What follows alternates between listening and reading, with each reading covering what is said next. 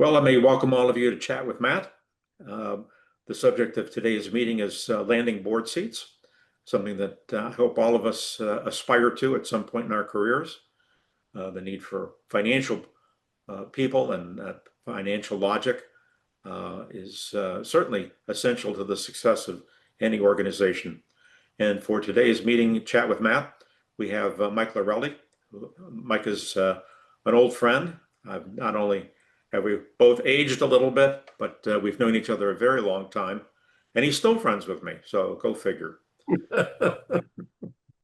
Mike, Mike is going to introduce himself, and he'll because I my experience has been that people who've introduced me have always done a terrible job. So I want Michael, even though we've provided you with a little bio about him, we're going to have him do it live and explain where he comes from. So Mike, why don't you just jump in here?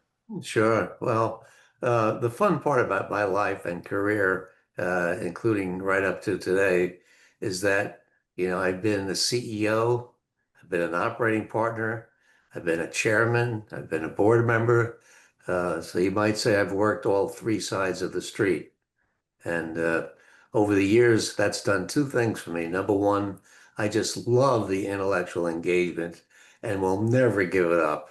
I don't mind retiring from my day job, but I'm not ever going to stop doing board work. And it's very rewarding.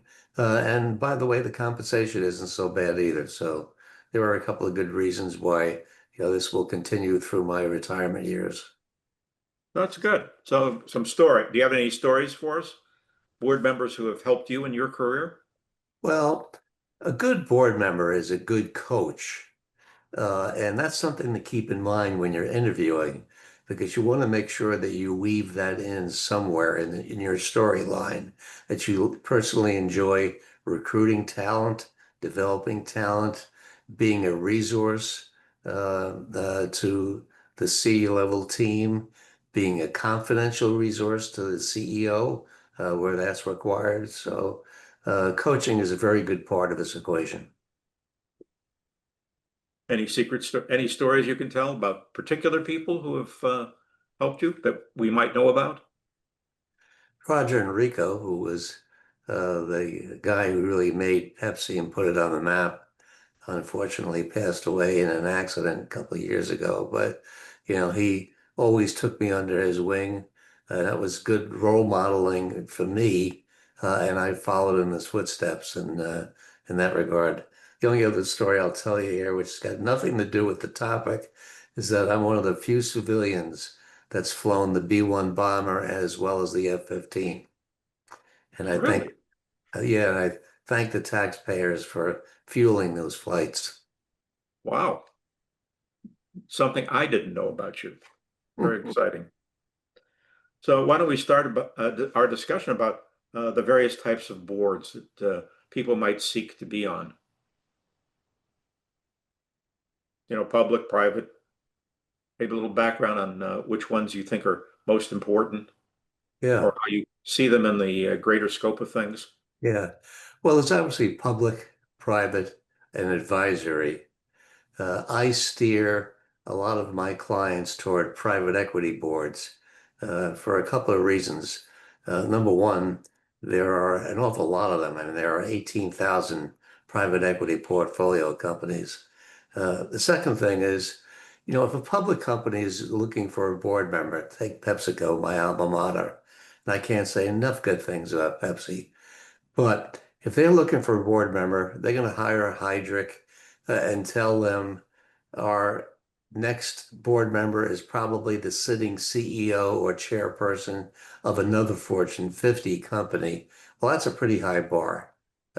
So Yeah. I'm going to discourage people from looking at public boards, but private equities is a better use of your time, not just because of the sheer number, but also because they don't care about those optics. They don't need a university president, a retired military general, or someone with that panache. Mhm. So, so what do you what's a good way of getting started as a board director? Is not for profit really a viable, something that's going to establish your career as a board member? Nonprofit is a very important step here.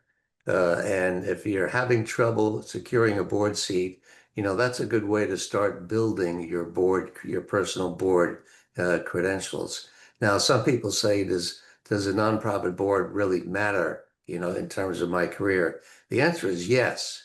In fact, if you look at just about any CEO's bio, you'll always see that he or she is on the board of United Way, Leukemia Society, or some such. So it's important for giving back, but it also does matter and it does resume build. Yeah, so it is actually a big help. It's not, when I talk to people about their job search, some people say, "Well, maybe I'll just take a tour of duty in a not-for-profit for a few years," and that really labels you. It's very hard to get back to private firms after you've worked as a CFO at a not-for-profit. Yeah. Well, in our case here, um, the different topics and titles here are not mutually exclusive. I've been fortunate enough to have been a board member since I was 36 years old, and generally on three boards over Mhm. all those decades, obviously different companies.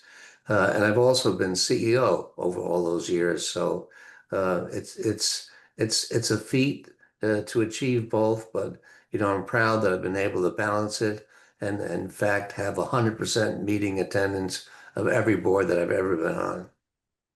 Yeah. So what do people who are recruiting for boards look for? Is being retired an impediment? No, not by any means. People certainly don't view that as over the hill, or certainly not in today's day and age. Um, but, they're looking for several things. First of all, you've got to be additive to the board in terms of your personal skill set.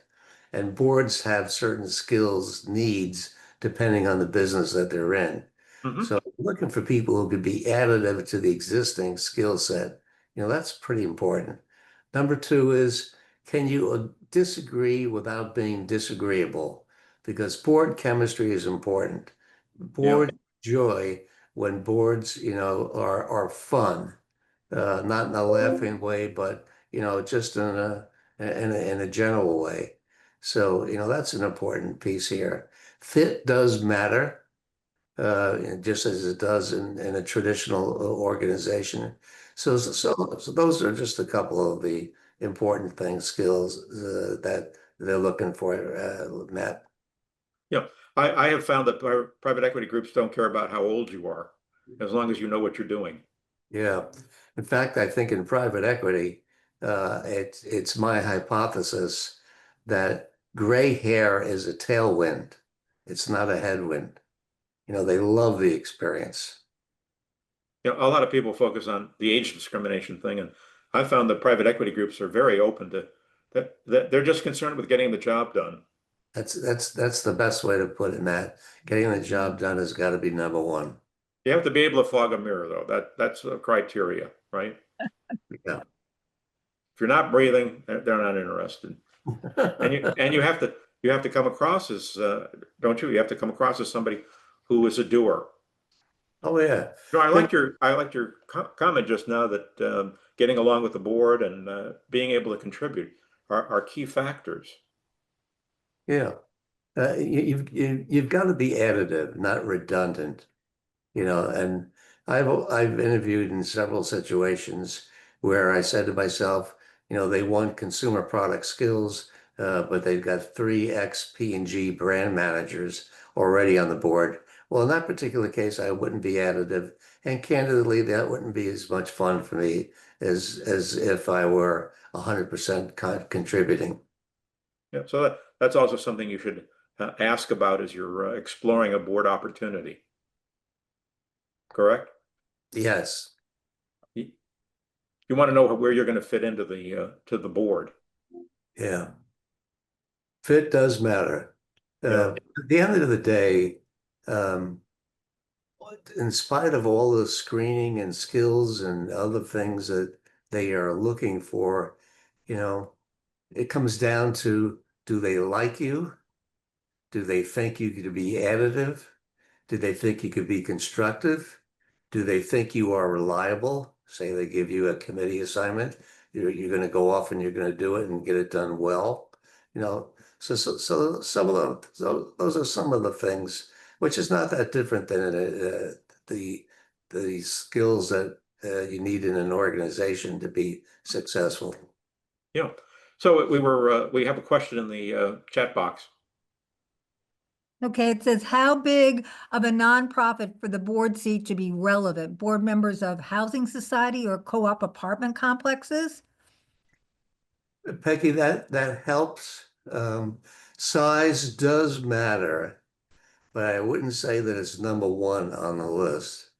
It's the simple fact that you're on a board Hmm? constructively that helps. However, if you have the choice and you're thinking about nonprofits, if you have a choice of a few that you're looking at, I would shoot for the one that has the more recognizable national name, like a United Way or Leukemia Society. So you would recommend seeking out some of the larger not-for-profits for board opportunities Yes, yes.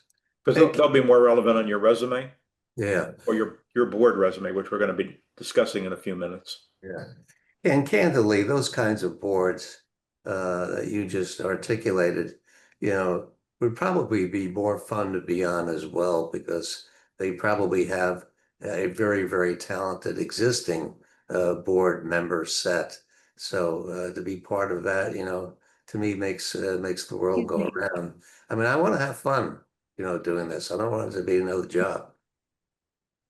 There's one more question. We're going to defer the membership organizations, Peggy. I saw one come in, but there was another one on. It says just being on a religious non-for-profit help or hurt. Similarly, town boards. All those boards matter, Peggy. Okay, and it says, how important is NACD or ACD certification? So that's called being accredited, and that does help. Is it critical? Is it a tie? No. Can it be a tiebreaker? Yes. So there are several groups dedicated toward helping you be the best at your governance skills. NACD, which you mentioned, National Association of Corporate Directors, is the most well-known and the largest by far, and absolutely terrific to be part of. I've learned so much over the years. I do a lot of work for them. I write a lot of articles for them. I've done a lot of webinars, with them. So NACD is one. Number two on my list would be the ACCD, American College of Corporate Directors. Now, one key difference there is a requirement to join ACCD is that you've got public board experience, Oh, which, screens out, a fair number of people. And there are a couple of lesser known groups, but if you were looking at these, I would say spend 5 minutes perusing NACD's website, and you'll figure out if it's something that's for you. okay. So we're going to talk now about how you get found, uh, and or what if people look you up. My experience has been that today, before you call anybody back, you look them up on LinkedIn. But what in your mind, what are the key elements of your LinkedIn profile? Yeah, Matt. So there were several, and And then we're gonna show your LinkedIn profile, and you can talk through the fine points. yeah, I'm glad you're bringing this point out. Um, Just overview, Mike. Yeah, LinkedIn does matter and it does help tremendously. And that's the primary vehicle in today's day and age for recruiting board members. They'll put in the attributes, up will pop 11 names, they'll scan the profiles and then make a phone call or two. That's really the way it's done today. Traditional recruiting is going the way of the dodo bird. The analogy I use is, why would you ever take a yellow cab in New York? It's filthy. The driver is rude. The car has never been cleaned, and it's expensive.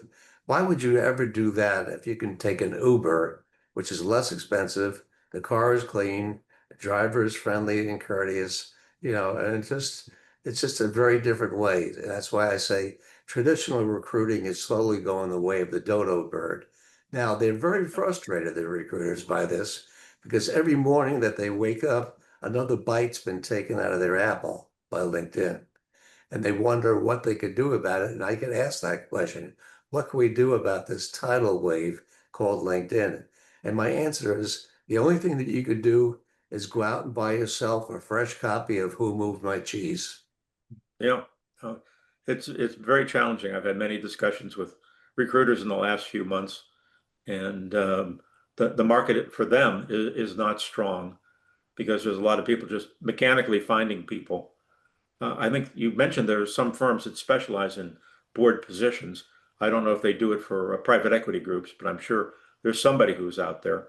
But let's just. I think you can't underrate the importance of your LinkedIn profile. And you have a very nice slide that I want to show now about uh, your LinkedIn profile.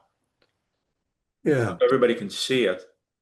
So the point here is, and it's a very good point, Matt, I'm glad you brought this out, is there are 920 million LinkedIn members. That is a boxcar number, right?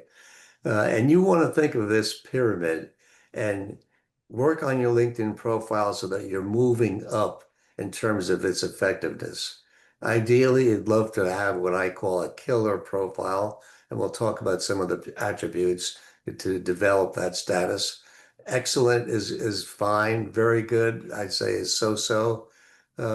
If you're lower than that in this pyramid, seriously, you might as well not have ever been born. You're just not going to be found.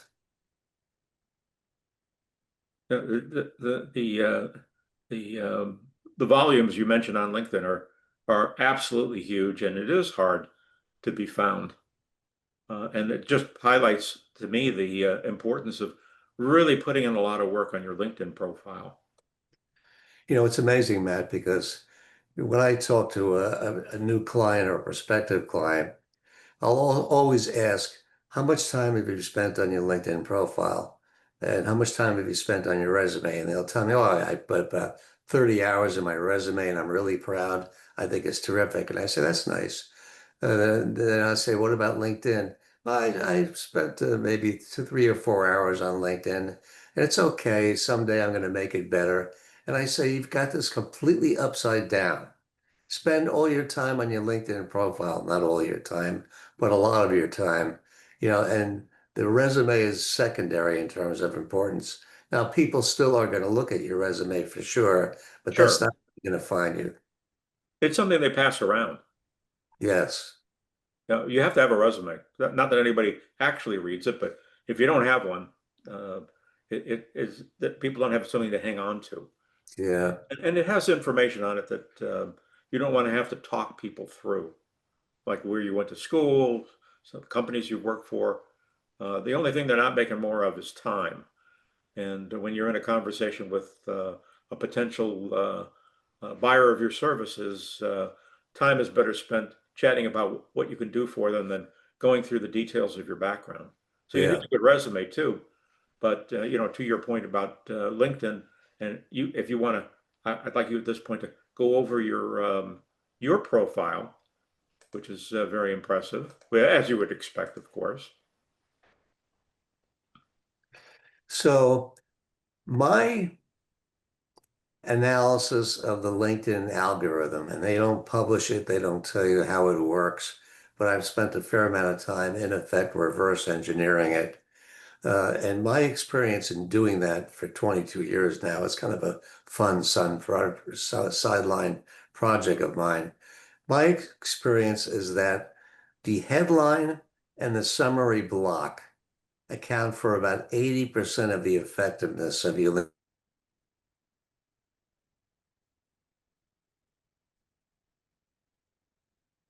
I'm sorry, Mike, you Go ahead, Matt. saying, Mike? Sorry, Matt. No, I can't hear you. I thought your microphone went off. Sorry. Keep going. Okay. Um, let's talk about the headline first. Okay. One point is there are a fixed number of characters, and you want to make very best use of every one of those characters.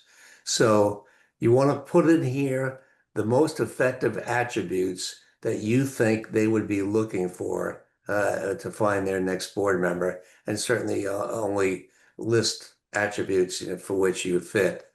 So that's one point. The second point is that punctuation actually does matter. Notice on mine, I use these vertical bars, also known as spikes, to separate the thoughts. When Hmm. the LinkedIn algorithm sees a spike, it says to itself, what's to the left of it is a different thought or attribute than what's to the right of it. And that works with LinkedIn. Many people make the mistake of using commas or forward slashes, which totally befuddle the algorithm. The algorithm just doesn't know what to do with a colon, forward slash, or a bullet. So make sure you're using these vertical bars, also known as spikes. And list the attributes in descending order of importance relative to the strengths that you bring to the party. So in my own case, you'll notice my first point is I help senior executives land board seats. That's kind of what I do for a living right now. And Hmm. then I go on, I list CEO, interim CEO, turnaround, accredited director, and all those other things. So those would be the key elements for the headline. I would encourage anybody, if you wanted to really get a closer look at this, to just put take a look at my own LinkedIn profile as examples and feel free to plagiarize. Yeah, and by the way, everybody is invited to link with Mike. Yes, simply put FENG in the subject line and I'll be sure to open and read it and accept the invitation. That makes my life a lot easier. So put FENG in the subject line. Now let's Otherwise, you'll be rejected out of hand. I just want you to know that. You didn't talk about headshots. Yeah. Headshots. Now, LinkedIn does. I don't think everybody appreciates the importance of headshots. Yeah. LinkedIn made the comment once that LinkedIn profiles with headshots are 21 times, not percent, 21 times more effective than a profile without a headshot. So in my own case, I want to look like a serious business leader. So I've got my blazer, and collared shirt, and contrasting tie. Notice also that I'm looking into the frame. I'm not looking out of it. Uh, and just as an aside, nothing drives me crazier than when I see somebody's headshot and it's them in front of the Eiffel Tower holding their dog. I mean, nothing could appear less serious as a board member than a shot like that. Now let's look at the about section, Matt. If Sure. we can slide Go up. to the next slide. Yeah. Now, an effective about section shown on the right side of this page, um, and it's probably easier if you take a look at mine, live rather than trying to read this slide here. But my own experience is that you want to open with a very strong elevator speech, in effect, telling people 90% of what they need to know in those opening sentences or a sentence, followed by 4 or 5 subheads that comment on where you have killer strength. So in my own case here, one of mine is CEO and operating partner. Um, and then under each of those subheads, another one is independent director. Under each of those subheads, give me the evidence, prove it. Show me the facts behind your claim that you are a independent director, or you're a CEO, or you're a CFO, or whatever it is. So those would be the basic constructs of a good about section, fitting within the allowable space, obviously. don't go, if you're going to go over, that's a dangerous thing to do because the LinkedIn algorithm will truncate it, to fit their character length. And I believe today there are 2,600 available characters in the About section. So you want to be selective. You want to be careful. You want to make sure you're getting the more salient points across, and don't go over and have the algorithm make their decision on, where to cut. Yep. So I guess the next topic would we'll stop sharing for a minute here. Next topic would be your board resume. We talked. I think everyone in our group has some knowledge and experience creating their own resume, but for boards, it's a specialized document. The key difference would be your traditional resume gives me the facts behind how many dragons you've slayed, how you made this acquisition and you eliminated 28% of the headcount, effectively 2% of the SG&A. Those are the things that you would put in your traditional resume, and they are important. And if you've got good facts there, all the better. The board resume, on the other hand, has those same characteristics, but also includes some of the softer qualities. What I mean by softer qualities is your ability to recruit talent, your ability to develop and hold on to talent, your ability to coach people that you've taken under your wing, people perhaps that you've been asked to mentor, during your career. That's what I mean by softer qualities. Those are very important things because as we began this conversation today, a lot of what board work involves is coaching, helping the senior team, being an available resource to them, being an available resource to the CEO. And sometimes that means being a confidential resource, confidant to the CEO.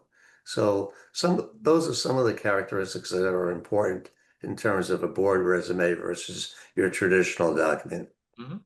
And I know you've got a list of the 7 words you shouldn't use on a board bio. Yeah, well, my favorite is seasoned.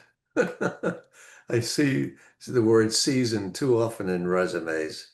Uh, and my pet expression on that is seasoned is dead meat waiting to be cooked. Now, I never want to be portrayed as that, so please don't use that. Also, in today's day and age, if you've got 31 years experience at ExxonMobil, I would not list that 31-year point because in effect that says, you've repeated the same groove in the record, 31 times, as opposed to having acquired multiple skills and experiences from working for different organizations, that have different, attributes. So I guess I'd say on the bio, the most important thing is brevity. There's nothing Yep. worse than a bio that's longer than a page. I mean, that to me instantly telegraphs that you can't summarize. You can't operate at 30,000 feet, that you're a micro person. So that's an important point on the bio. But I'd say length would be a key element here. Um, and tell me a little bit about you personally as well. And on a personal note, in my own case, it says Mike's a private pilot and has traveled to 59 countries. People like to hear a little bit of color. People like to work with a person, not a machine. Oh, for sure, for sure. And I think it should be said that getting your resume or your bio down to a manageable level is kind of an art form. And I hope all of you know the quote. I think it's from Mark Twain. I wrote you a long letter because I didn't have time to write you a short one. Don't try to squeeze it into one page to start with. Just write and write and write, and you're just going to have to do a lot of trimming.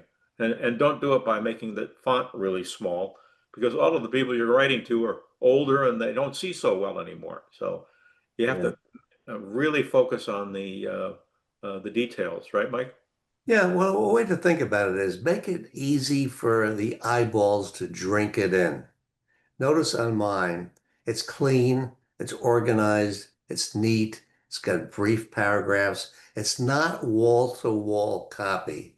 Many people make that mistake, as you just referenced, Matt, to Yep. use a smaller font, thinking that's a way to get around it. Wrong. If I look at something and it's wall-to-wall copy, I can't delete it fast enough. There was something in the chat box, Peggy. It says for the picture, tie, jacket, or casual does depend on the industry. Yeah, I would say other than high tech, or AI in today's day and age, where the casual thing is in, I would overdress. So notice on mine, I'm wearing a blazer, not a suit, but I'm properly trimmed. It's a good headshot of me. I'm looking into the page. I've got a good, warm, facial, inviting expression, you know. So all those elements matter. Not any one in particular is critical, but all those, come together to make an effective bio. You know, I think you can't, you shouldn't underdress for uh, a bio you're sending out. I think even during for those of you who remember the dot-com world, they were looking for adult supervision from the CFO. So the fact that they were wearing hoodies and you're wearing a suit, that was what they were looking for. They Wouldn't you also want agree, to Mike? know how frequently should you redo your headshot and where do you get one? Well, it's worth spending the $500 to have a professional photographer take it. And if a professional photographer will come to your house, he'll tell you in advance, what clothing he wants you to have available to make effective use of both of your time. Uh, but he'll take a photo for every possible use. He'll take one that's very serious. He'll take one that's more casual. He'll, by design, take one where you're not overdressed, more in casual attire. He'll take one where you're looking to the right, take one where you're looking to the left. It's always my favorite thought to you want to be looking into the page, not out of the page, you know? So to me, it's worth the $500 to have a professional photographer. Now, to your point, Peggy, about how often you should do it, well, my answer to that is please don't put up a picture that's equivalent of your high school graduation shot or a college shot, something that obviously is dated and not you today. Because when you show up in person, that's a terrible surprise, to hand somebody. So, I don't know. I update mine every 4 or 5 years just because that's fun. There's a question in the chat box, Peggy. It says, any advice on how to best market experience if you've been at one company for 25 to 30 years? That is my case. I've been at only two companies. That said, I have held many diverse leadership roles from finance to business development to M&A&D, business line leadership at two of them. Yeah, Peggy, I think you just answered the question, which is show the diversification of what you've done within that company so it doesn't feel like you've just repeated the same groove in the record 31 Right. times. Agreed. You touched on it briefly, but personal interest, maybe you can share a story. You're being a licensed pilot. I'm sure it's generated a lot of conversation. I had a friend when I was in graduate school, and he was actually at one point a professional baseball player. Well, those kinds of statements add some color and personality. And as I said earlier, people want to work with a human being, not a machine. So to add some color to your personality is always interesting, as well as that it becomes a good conversation starter during the physical interview. So be very conscious of including those elements. Yeah, it's a lot better than starting a conversation about the weather or the traffic getting to your appointment. to have some point of interest to get the conversation going, I think is key. It's like any interview. Yeah. I And always, I I'm was sorry. thinking probably making the link. So like as a pilot, what is some element of the skills that you bring as a pilot to whatever that position is, whether it's being able to see the bigger picture or something that makes your experience and you more unique than somebody else, not only isn't a pilot, but because you've learned from being a pilot. Because just being a pilot in and of itself is great, but you've learned something that you bring to the job. Wouldn't you say that? Yeah, and to drill down on the pilot one just for a second, Yes, you know, please. to me that shows that you have precision, Okay, good.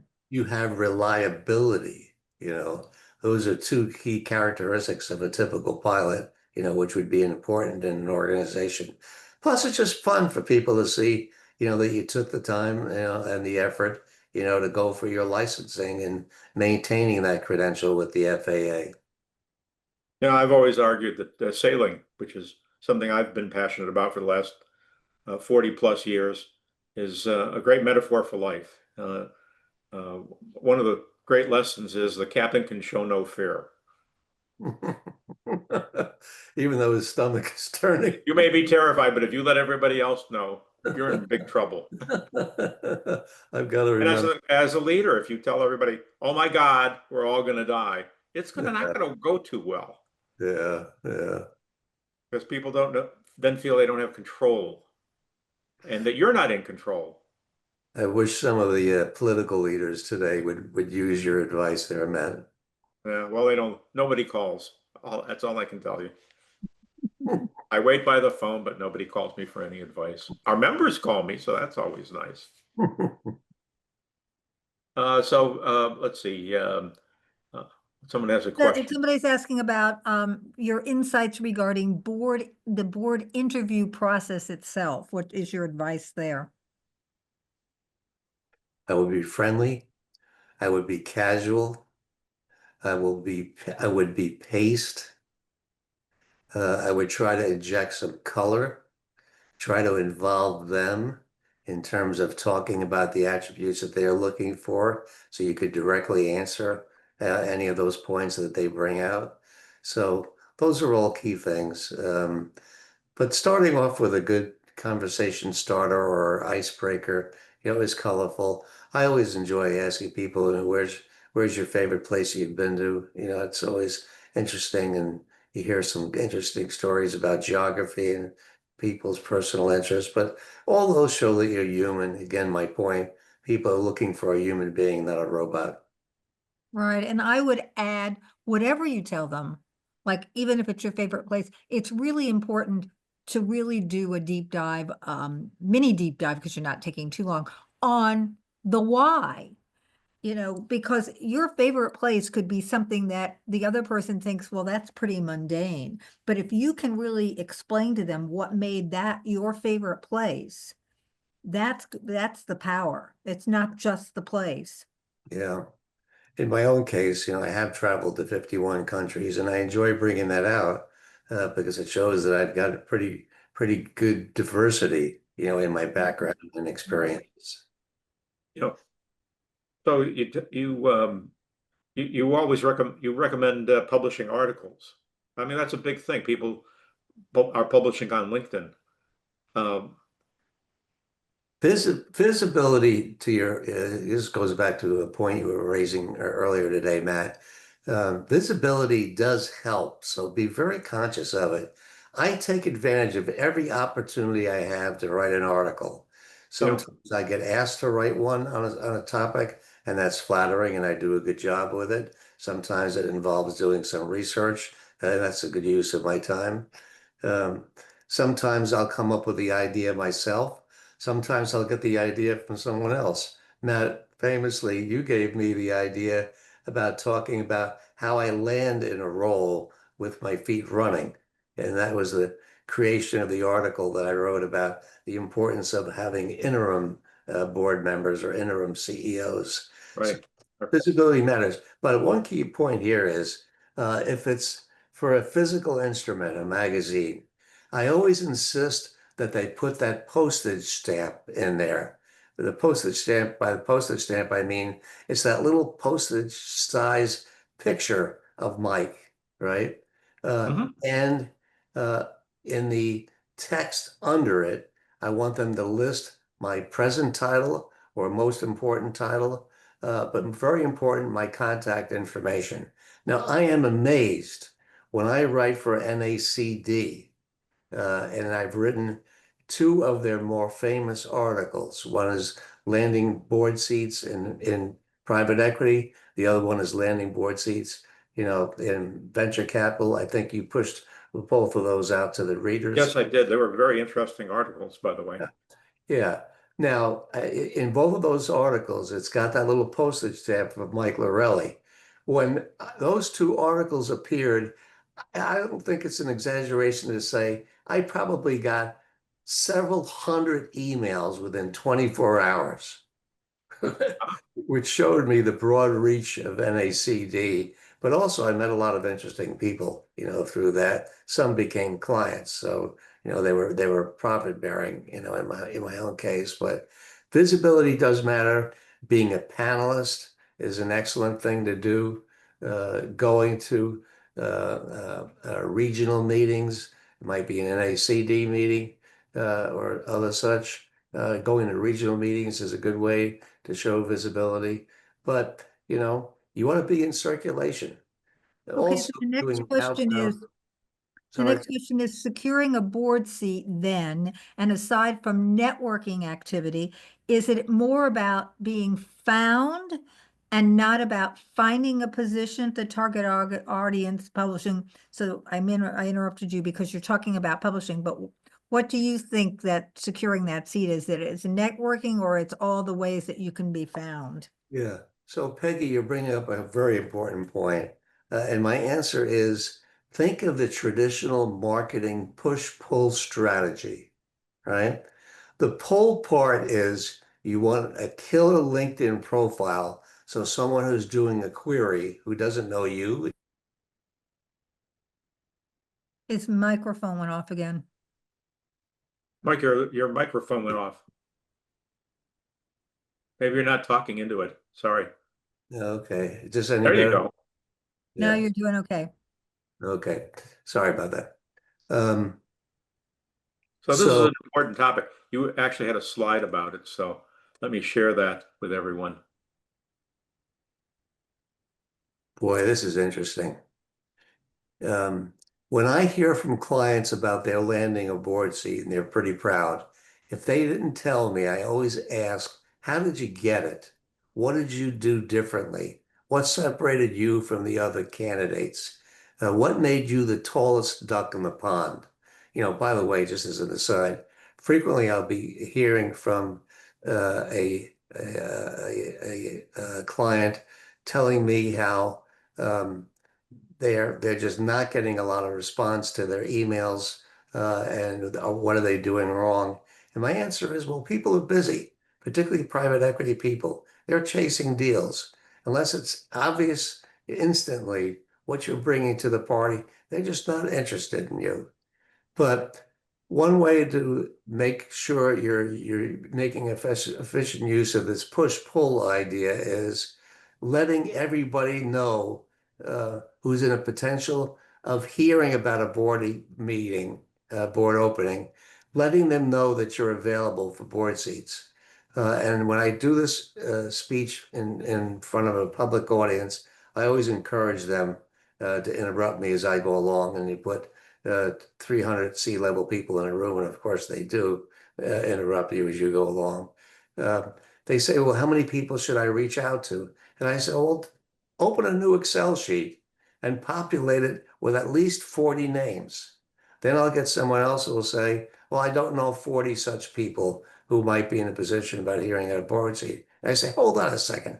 Everybody you know who's C-level belongs on that list. Everybody you know who's on any board, all the law firms you've ever engaged, attorneys are always hearing about board openings.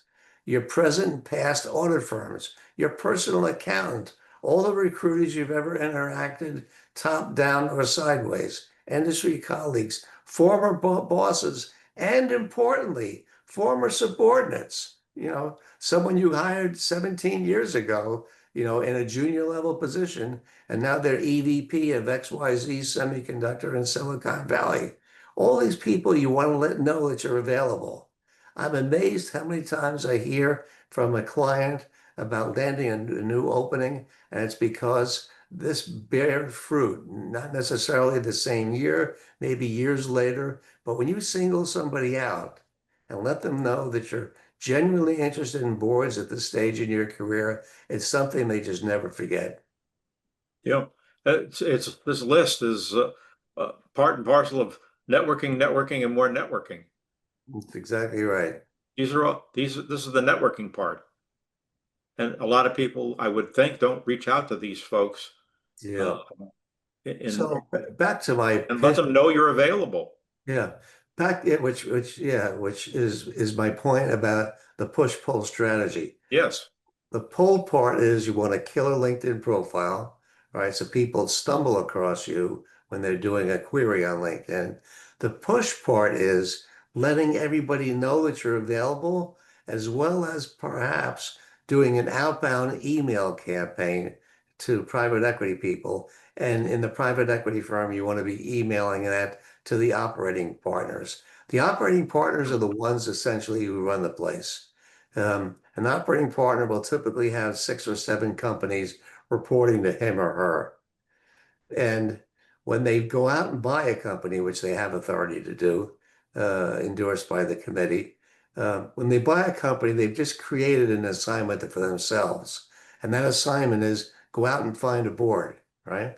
So how do Uh, they do that? Well, when I was an operating partner at Falconet, which I was for 6 years, I bought 11 companies.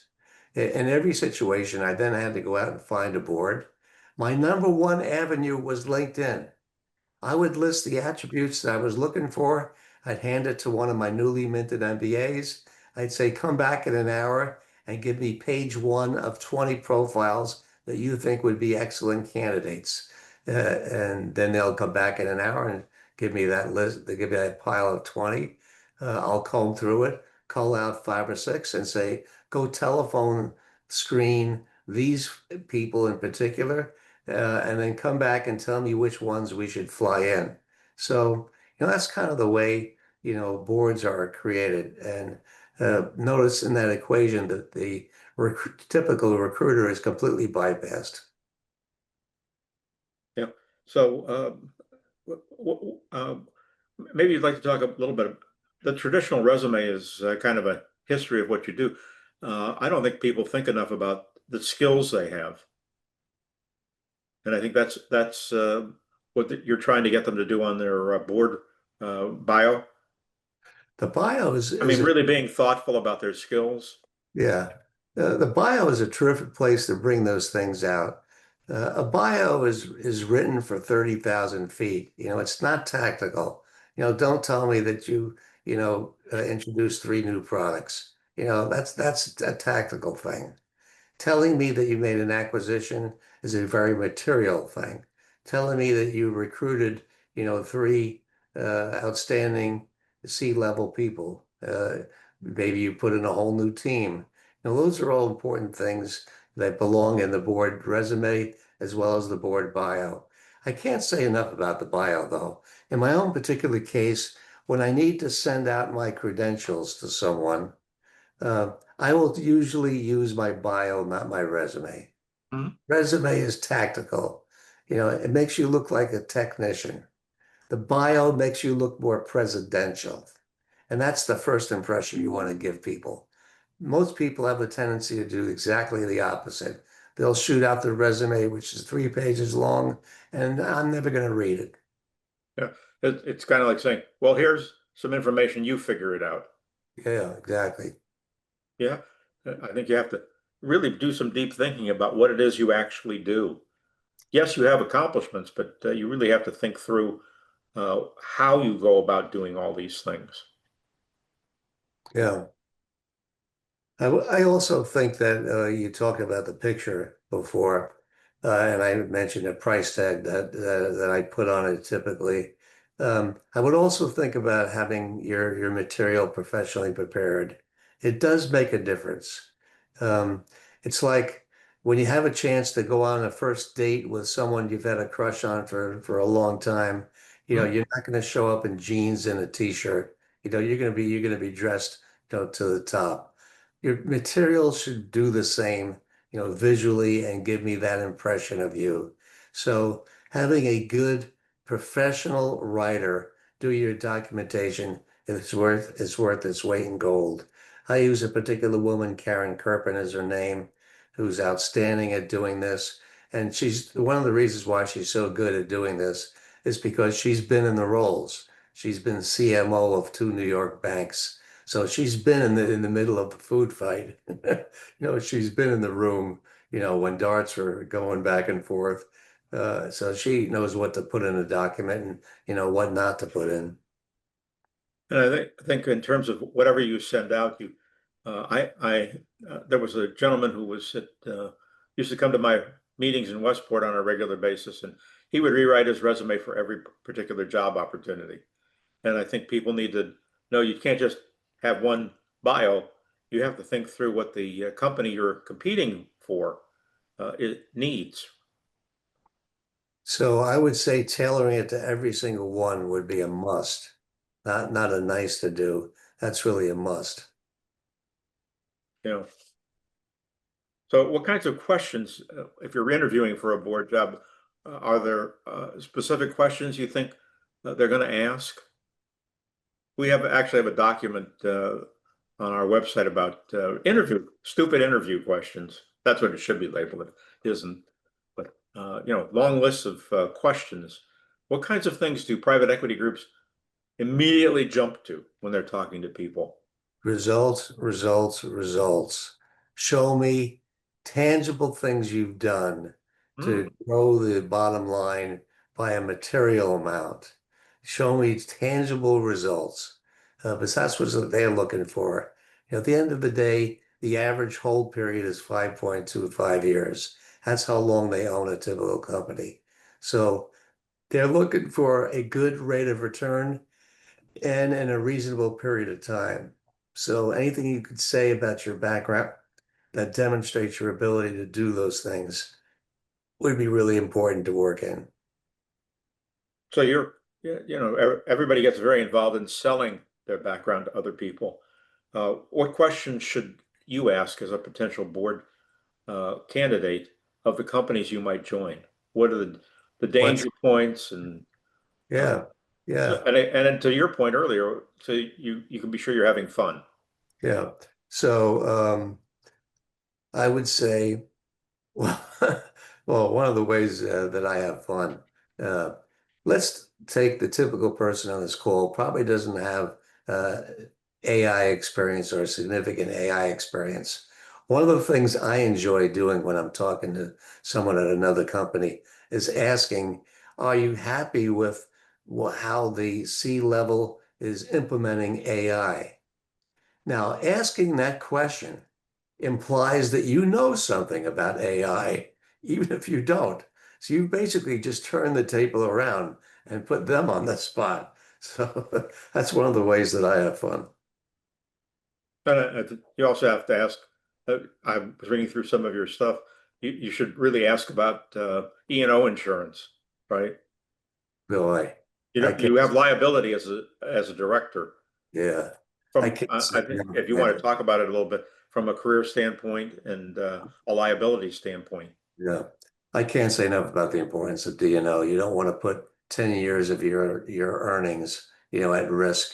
And very easily that could be the legal fee involved if Mm. you're stuck into a suit of some sort. But I would say if it's a public company, for sure they've got D&O, but you might as well ask anyway.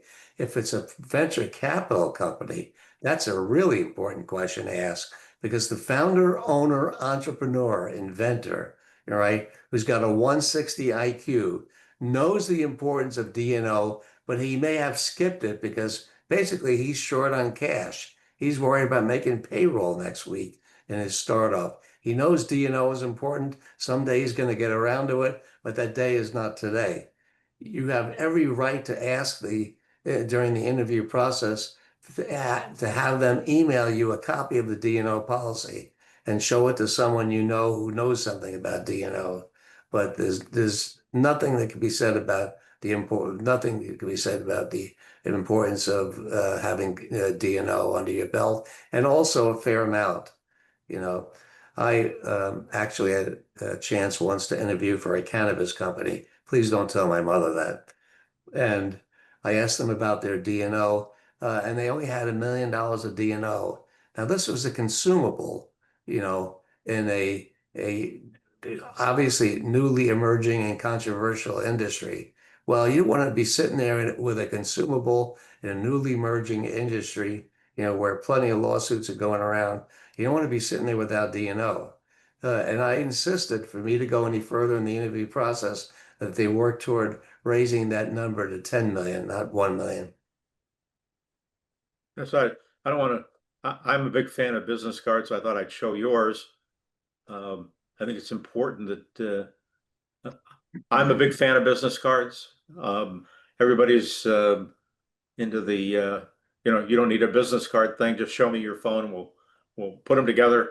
I think it's still important, and I like uh, you have a very powerful business card.